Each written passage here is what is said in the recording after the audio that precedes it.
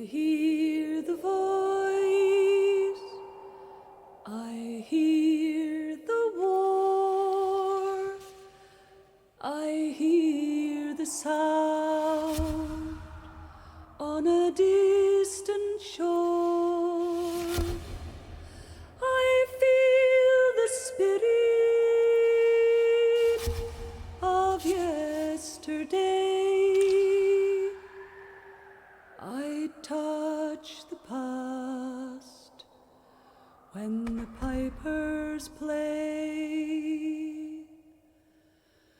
The pipes kept playing for you and me. They kept on saying, we'll soon be free, and your soul will never fade away. You'll live forever when the pipers play.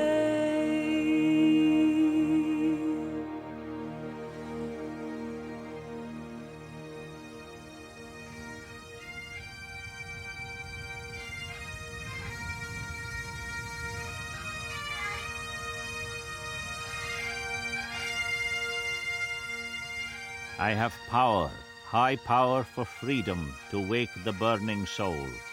I have sonnets that through the ancient hills like a torrent's voice might roll.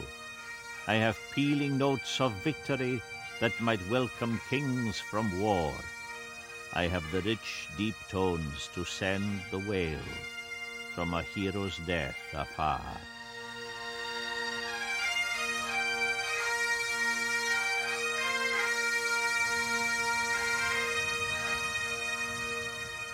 You're in touch with the past. The sense of being at one with the generations of long ago is totally unique. We would all feel this tremendous emotional, atavistic, if you like, draw inside us.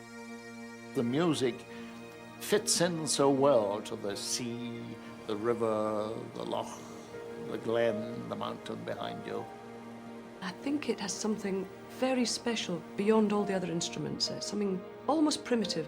I think the bagpipes are one of the most powerful instruments in the whole world. I think they've given people the inspiration to write wonderful poems, songs. So many words have been written about the bagpipes. To the make of a piper goes 7 years of his own learning and 7 generations before. At the end of his 7 years, one born to it will stand at the start of knowledge, and leaning a fond ear to the drone, he may have parley with old folks of old affairs.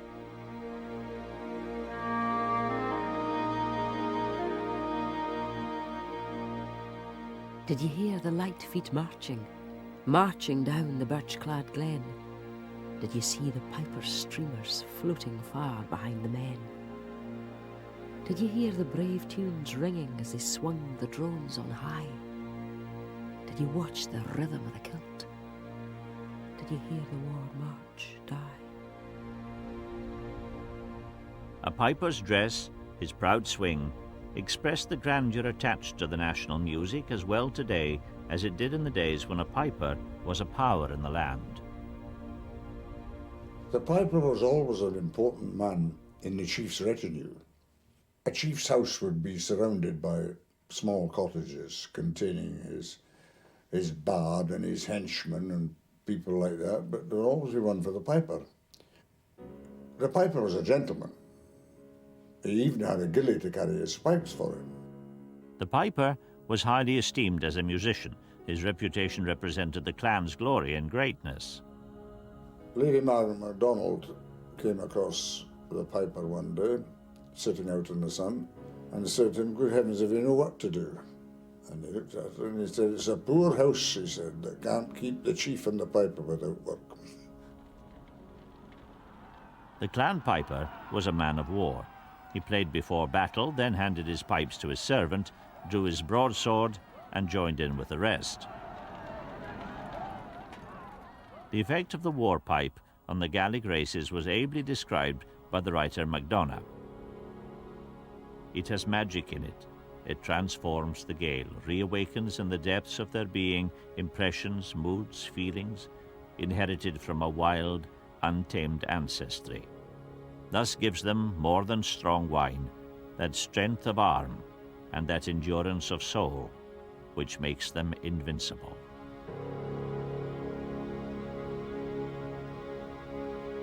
We are 100 pipers and na. We are 100 pipers and na. We'll up, we'll give them a blah. We are 100 pipers and na. Our soldier lads looked bra, with their tartan kilts and na,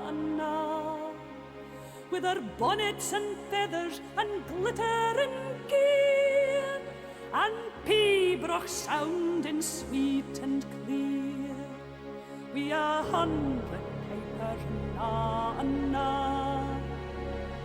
We are 100 pipers and na.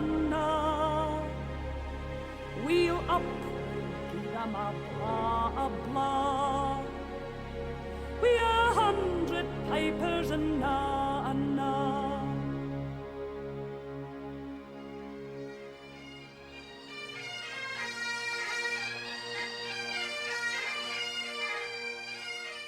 Today, the clans still gather to the sound of the pipes, but instead of war, they're gathering for the more sociable pastime of a Highland Games. Traditional games are, for most Highlanders, whether dukes, chieftains or crofters, a fine day out with all the fun of the fair. But for pipers, the games are an opportunity to display their musical skills and show the dominance of the bagpipe over other instruments. Away with your fiddles and flutes, says music for wedding or ball. Pianofortes, clarionets, lutes, the bagpipe surpasses them all.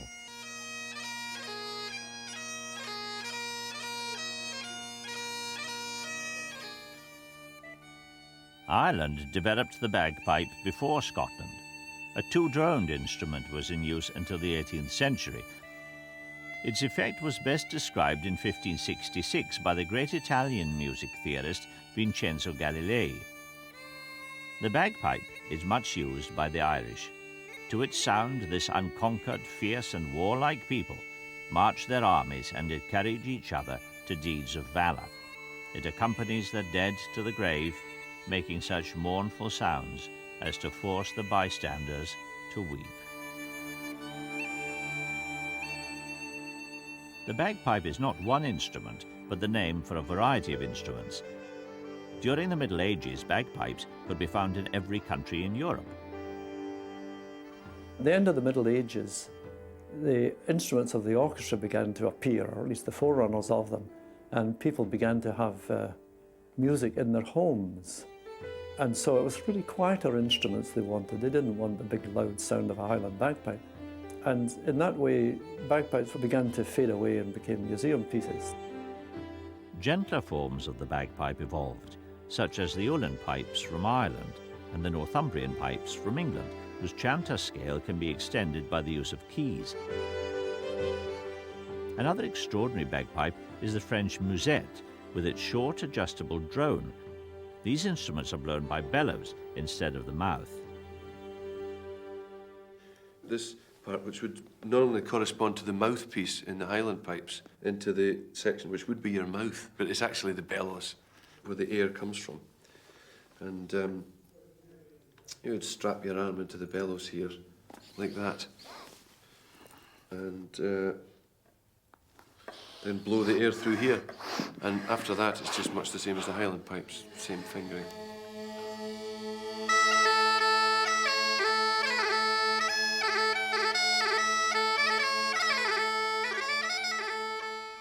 The Great Highland Bagpipe is the most advanced form of bagpipe in the world.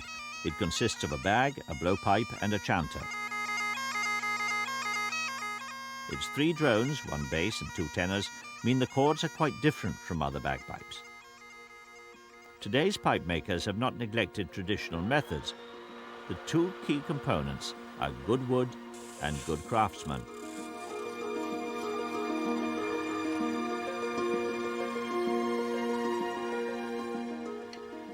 The bag is usually made of sheepskin or hide, and the sound comes from cane reeds, which vibrate when air is passed through them.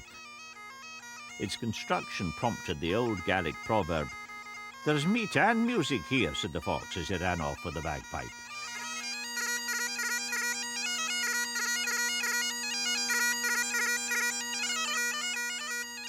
Apart from humans, the bagpipe has a very, very distinctive effect upon animals.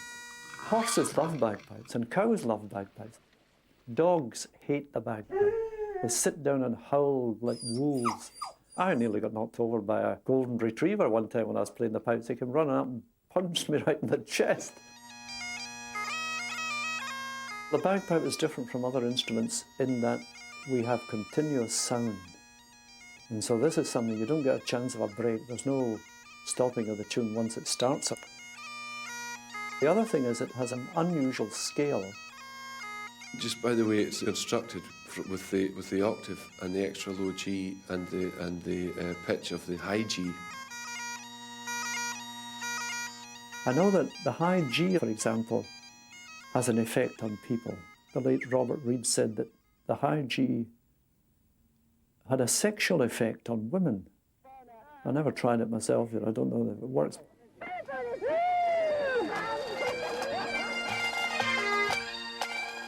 Another major effect of the bagpipe on people is dance music.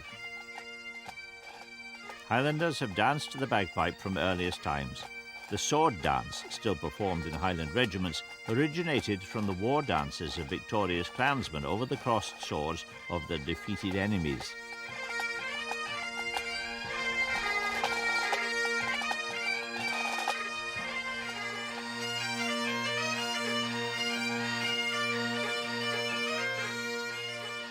Highland regiments maintain many customs associated with piping.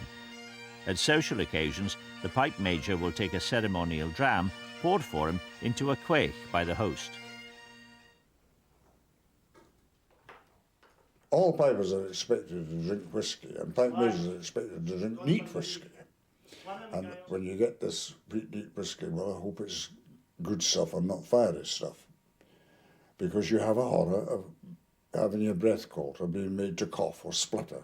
And you've got to control this. You've got to drink it down like a man in one gulp, turn it over and kiss the bottom and put the empty glass down.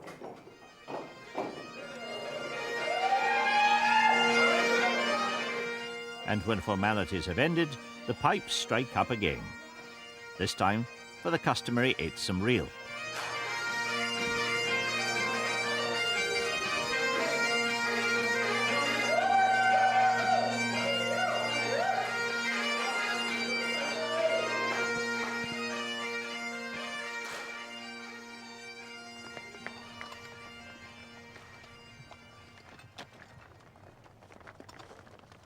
Music was a huge part of everyday life in the Highlands of Scotland.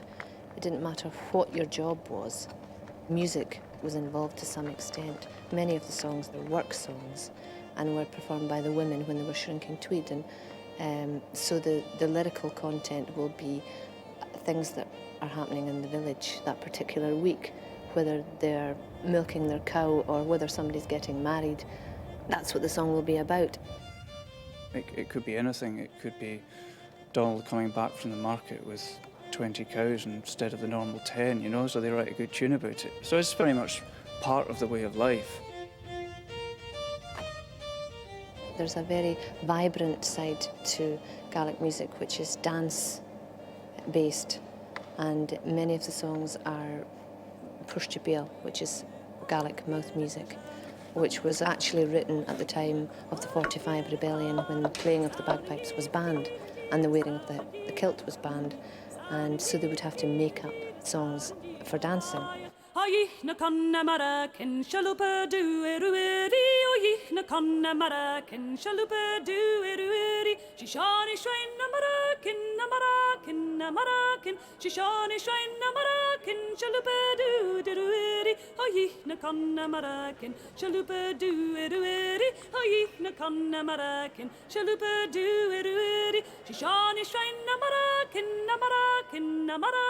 Shishani Shrine Marakin, Shalupa do it. Lark the Huckachin, Lark the Croyin, Lark the Frog and her borslock the Moila say Chichilam, Chichilam, Isabel and Hamish, Lark the Huckachin, Lark the Croyin, Lark the Frog and her borslock the Moila say Chichilam, Isabel and Hamish, Ratmonaco shaking a Ratmonaco shaking and looking for the hair and say Chichilam,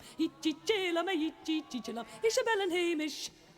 A Corningor, Asoriction Jailik, Pick Ducholum, a Corningor, Asoriction Jailik, Pick up Yarlam, Jailik and Jailik, Pick Ducholum, Jailik and Jailik, Pick up Yarlam, Jailik and Jailik, Pick Ducholum, a Corningor, Asoriction Jailik, Pick up Yarlam, Corningor, Asoriction Jailik, Pick Ducholum, a Corningor, Asoriction Jailik, Pick up Yarlam, Jailik and Jailik, Pick Ducholum, Jailik and Jailik, Pick up Yarlam, Jailik and Jailik, Pick Ducholum. A Corningor, Asoriction Jailik, Pick up Yarlam.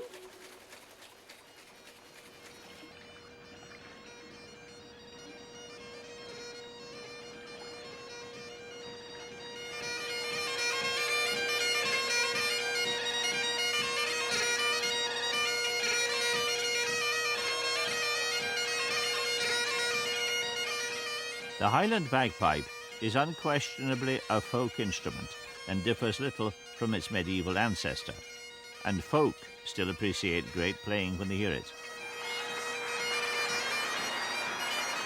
If you're playing for an audience who aren't too familiar with the traditional music, they're wanting to hear something a wee bit flash, some fancy fingering, and if that's what the people want, and the people do enjoy that kind of stuff, I do enjoy playing that kind of music. Recently, there's been a move by top pipers to incorporate the ancient instrument with contemporary music. The music is so evocative, it creates pictures, it creates images, and it lets the culture breathe, basically. In fact, a lot of the songs that we get are researched from transcriptions of pipe tunes. The bagpipe and its music is essential to us and the type of thing we do. It's the backbone of the music that we play. Some of the songs we do, they're very old songs, but yet they're given very modern treatment. And so there's a lot of old and a lot of new there. It's drawing on the old song and the rhythms, of course.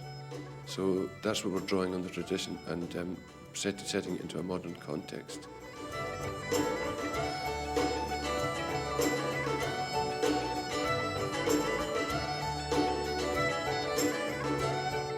We take traditional songs, they can be up to 300-400 years old, and they might be songs of love or work or unrequited love, etc., etc. I suppose we just use our influences, what's going on in the 20th century musically.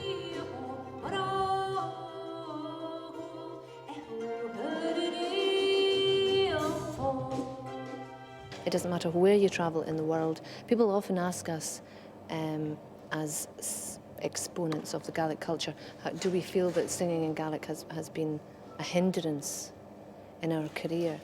I would say it's been the complete opposite. It doesn't matter where we travel in the world. People are always mesmerised by the Gaelic songs more than anything else, just because I think they have a presence all of their own. I think it is something that comes from within and which crosses all boundaries.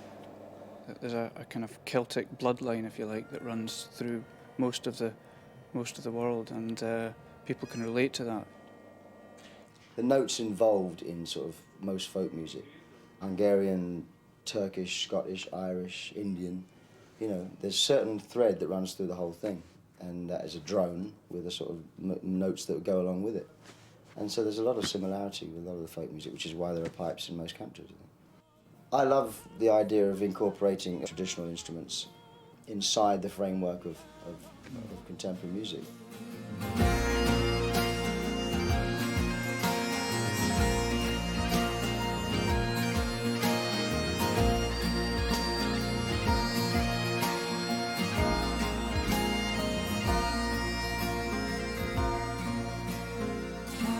bells are silent, no bugle calls. The ghost of MacGregor haunts the mission walls. And if you listen carefully... Contemporary songs about the early Scots settlers to North America fit very well with the old tunes.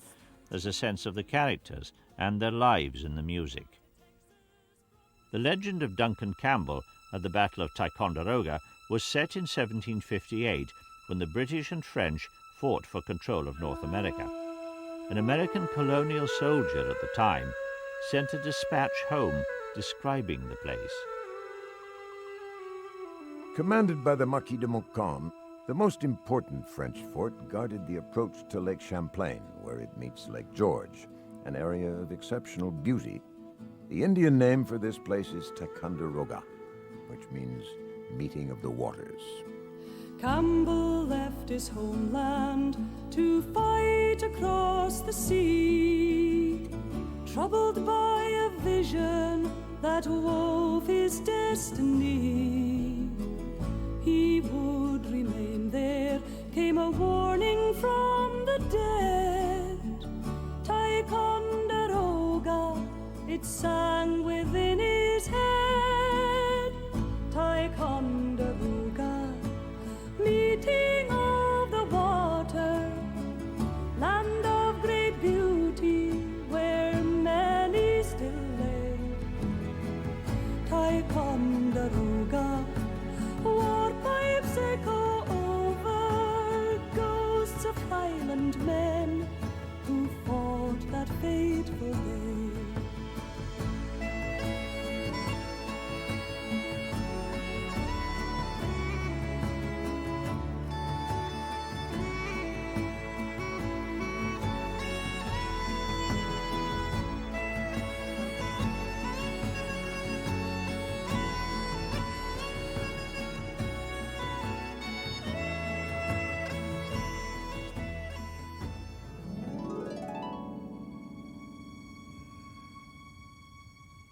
And in the far, far distant west, where deep and pathless forests lower, thou sooth'st the deepest exile's breast through many a lonely hour.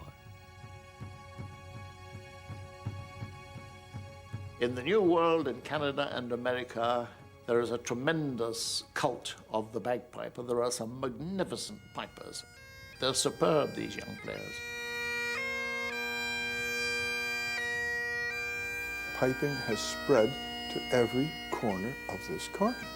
It's hard now to go somewhere and not find pipers. Despite many good players, North America still lacks centres of learning, and top pipers from Scotland are needed to pass on the knowledge gained from the old masters. I moved to the United States to teach at Carnegie Mellon University in Pittsburgh. The university offers a piping degree where the student can actually major in bagpiping, and I believe it's the only major degree that you can get in bagpiping. Donald Lindsay is one of America's few professional piping instructors. He's dedicated his life to understanding the music. To me, an amazing thing about pipe music is how it gets into my mind. I can be driving along in a car and a tune comes through my mind, and the next thing I know, I'm playing it. My students laugh sometimes because if they ride anywhere with me, I'm often playing a tune on the steering wheel, or sometimes when I'm sitting at a meeting, I'm picking up a pencil and playing a tune. It seems an important thing to do.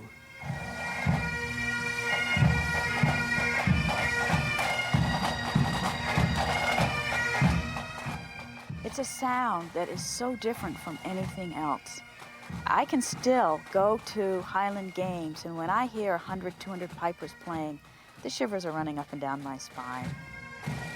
It's important at all to be of Scottish or Irish descent to play or to want to play. More and more people are exposed to piping through events such as the Highland Games, and children now are saying to their parents, I don't want to take piano lessons, I want to learn how to play the bagpipe.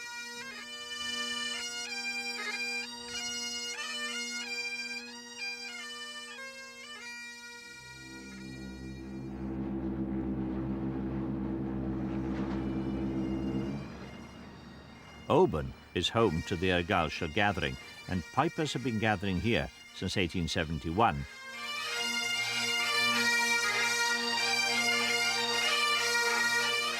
For the serious piper, it's serious business.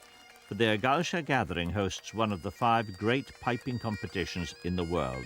It is for the very best, and Angus MacCall is up there amongst them. I do enjoy competing. I enjoy learning the tunes, and I think playing in the competition atmosphere quite often brings the best out in you.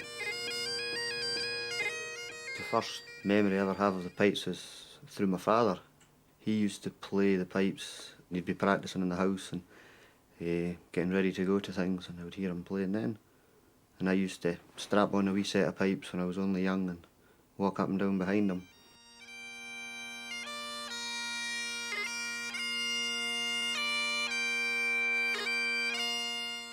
I'm very proud of Angus and what he does, and I think any wife should be proud. Angus is very dedicated and he's very talented, and I feel that Angus has a natural talent and is a very musical player. In preparation for the piping competition at Oban, Angus MacCall must practice with his tutor.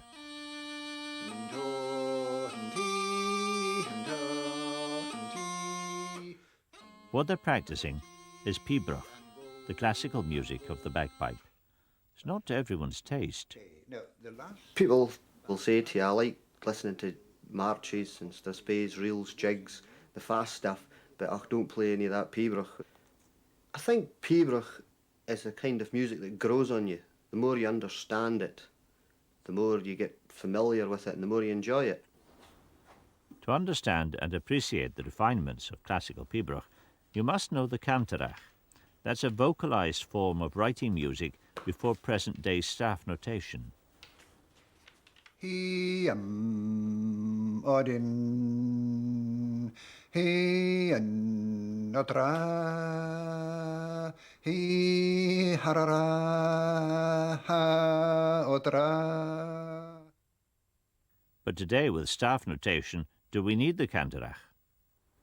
Staff notation is barred to music 2/4, 3/4 and common time. And there's a rigidity within these bars which you do not find in the cantor. Just let me give you one example. Taking the first bar of the grut.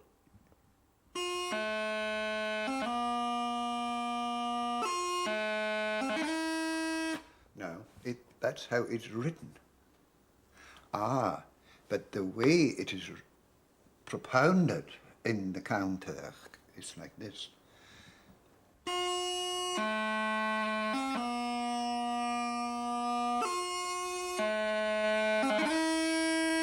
Smoother and more, it has more rhythm to it.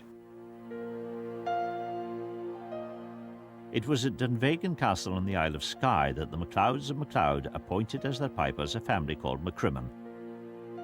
The MacCrimmons appeared in Skye somewhere about the 15th century, and they developed bagpipe music away from just being songs and dance music to pibroch, which is the only music on the bagpipe which real top musicians are interested in. Where the MacCrimmons came from, we don't know. It matters little to me where they were, because they left us a legacy second to none in the classical music of the great Highland bagpipe.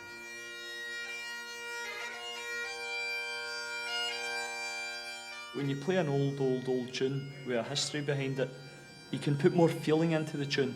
And when you play a pibroch, I can actually lose myself in the pibroch so much that I forget where I am while I'm playing the tune, because you're so involved in the tune itself.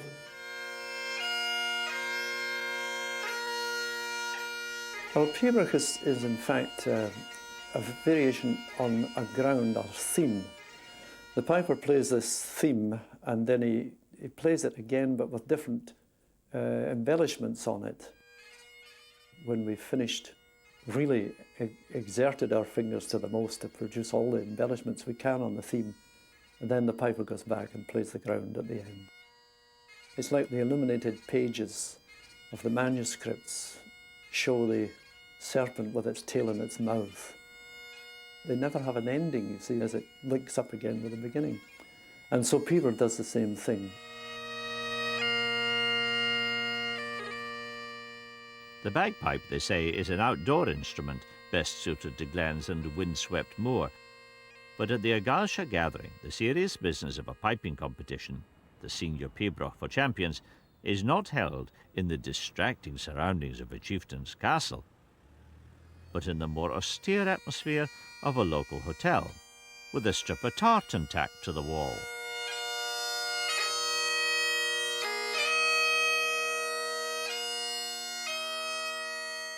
I find competitive piping a challenge to me.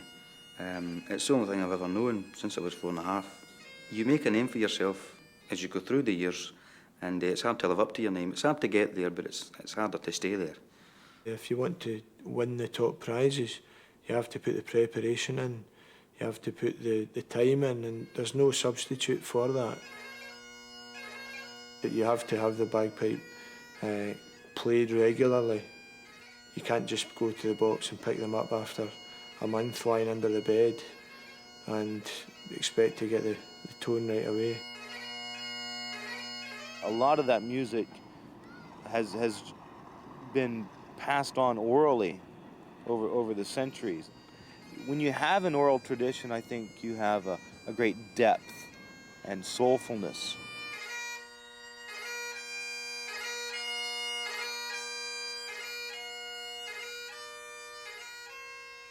The standard of piping in the senior pibroch competition amazes even the most experienced judge. And it's quite marvellous just what one can produce from 9 notes, you know, with your bass drone, your tenor drones, you know, all in tune with your chanter, and all those notes have got to be true. So it's pleasing and musically sounding to the ear. And if the pipes go well and you've played a good tune without any mistakes and you're happy yourself, it's a good feeling. We all go up to do our best and hope that the guy who's played the best tune on the day wins the best prize. We all want to win it ourselves, but not at all costs. If I was as good at golf as I was at the piping, I'd be a multi-millionaire. You know, I'd be retired by now. It'd be great. You do it for the love of the thing. That's all there is to it. I remember my father telling me that when I was starting off playing, he was playing and I was saying, if I could just play the tunes the way you're playing them, I'd be quite happy with that. You must enjoy doing that. And he said, you're never satisfied with your own performance. Angus will continue his music until his fingers will still work for him. If you have music in the heart, then you'll play as long as you can.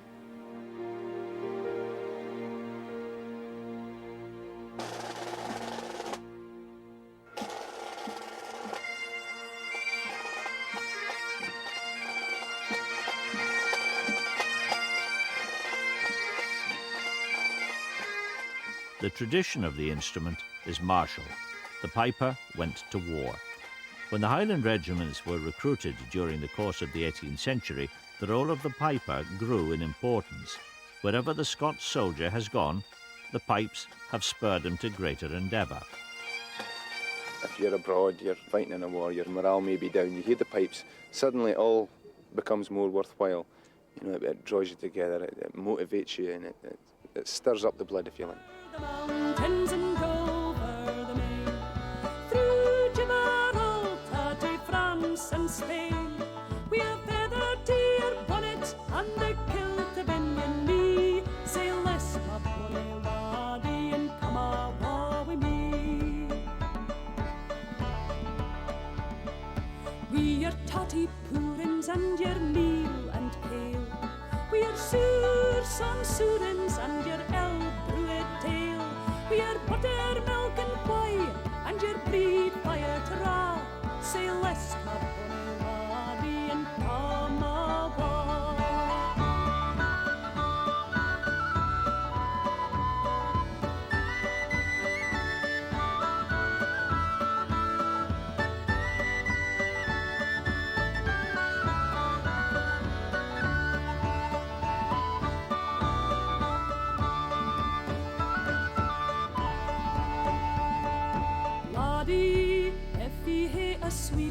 torra ben.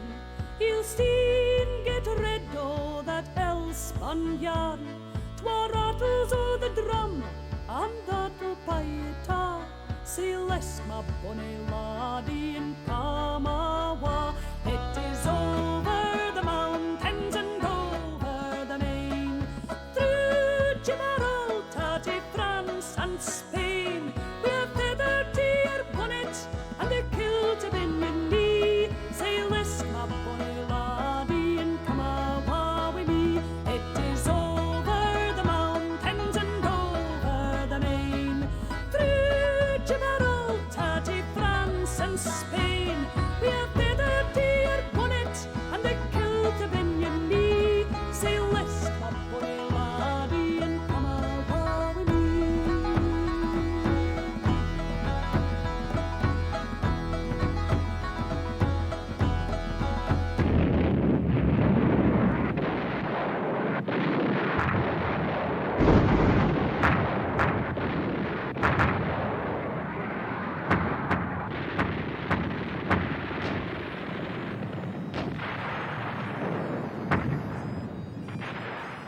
Wild notes playing, streamers flying, defiance to the foe was thrown. Exposed, undaunted, marched the hero, playing round the square alone.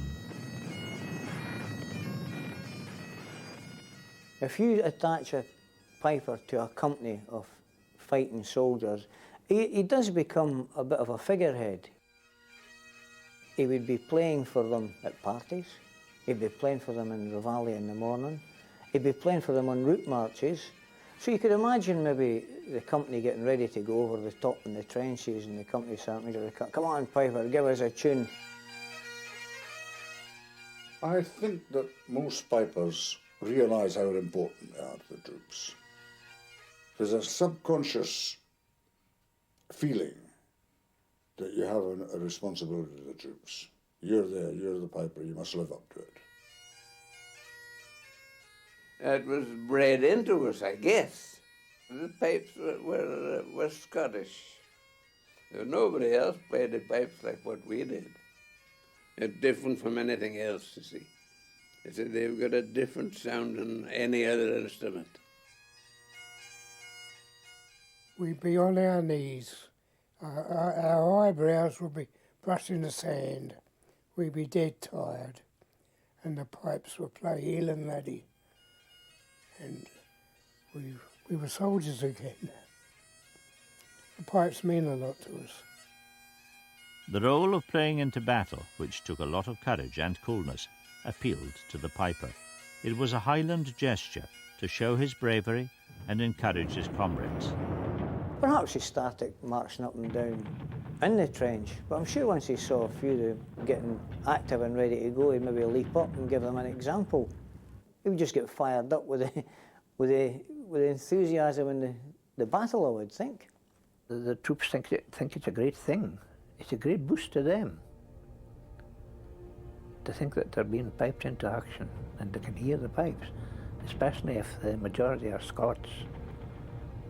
They think there's nothing like it than to hear the pipes in the battlefield. The enemy soon realized the value of the war pipes. I would think that I would be pretty shaken if I saw a body of men advancing fearlessly on me, being headed by a lone piper. It would make me wonder.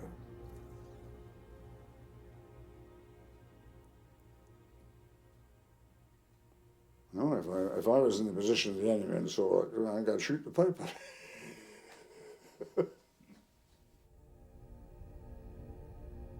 The cry is in my ear, the sight is in my eye. This is the dawning of the day that shall see me die. All men suffer from fear, but the quality is in combating it and not letting people see you're afraid. I don't suppose a pipe is much different from anybody else when it comes to that, but certainly the act of playing would help to drown his fear a little. Even the sound of the instrument in his own ears. I had hundreds of tunes in my head, And I'd play whatever had happened to come into my head. That's what I'd play. Time and again, pipers fulfilled their historic role in open fighting. During World War I, eyewitness accounts told of bravery and inspiration. Pipers of the Black Watch led the attack, and with their characteristic fury, vanished into the smoke.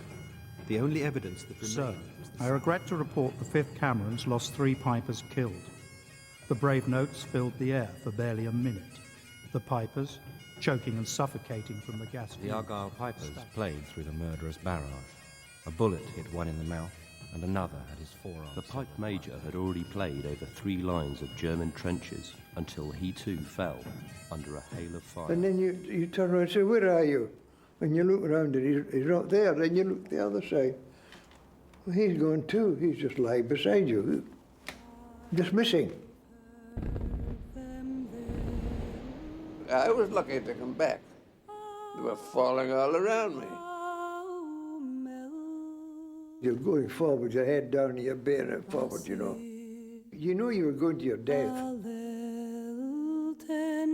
Before dawn o' day, now there's a moaning on Elka green lawn, and the flowers o' the forest are all weed away. We'll hae nae mair lilting at the yow milking. Woman and bairns are heartless and wae, sighing and moaning on Elka green lawn, and the flowers o' the forest are all weed away.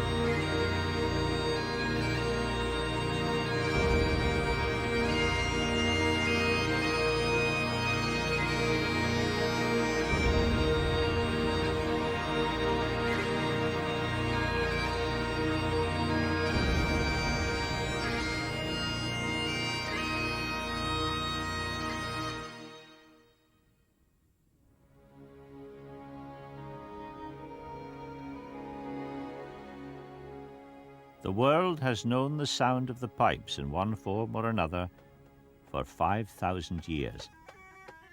From the simple reed pipe of biblical times to the great Highland bagpipe of today, the sound remains primal.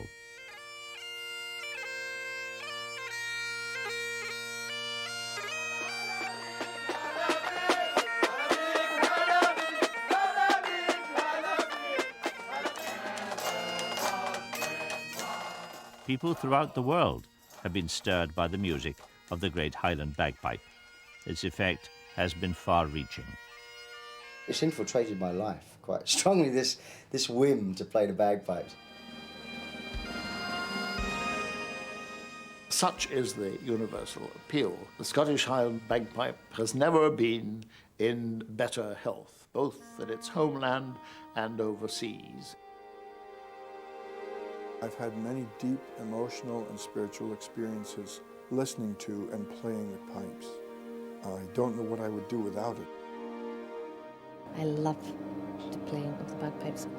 Any Gaelic singer who has grown up through the tradition that I have grown up with feels a very strong bond with the Highland bagpipes. When the pipes are going really well and you're in great form, or if there's a good session going or whatever, it's a very, very special feeling. I think the bagpipe is more than important. Its vibrancy is what we need in a fairly hard and cold world. It's a light.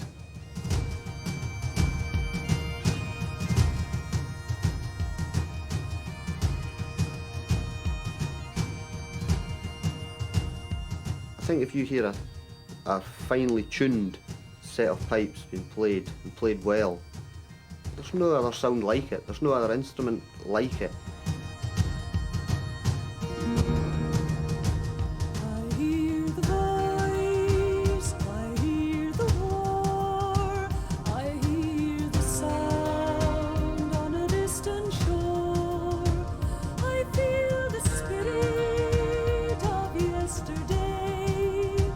I touch the past when the pipers play. The pipes kept playing.